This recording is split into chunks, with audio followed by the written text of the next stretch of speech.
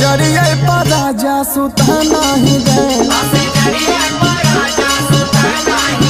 तो से जरिए पर राजा सुता नहीं दे,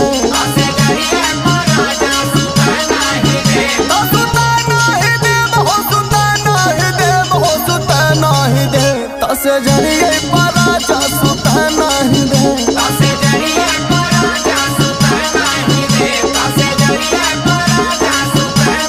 अच्छा ठीक है, चल नाराज मत हो, आगे से जवन कभी तोरे वाली होई ना ना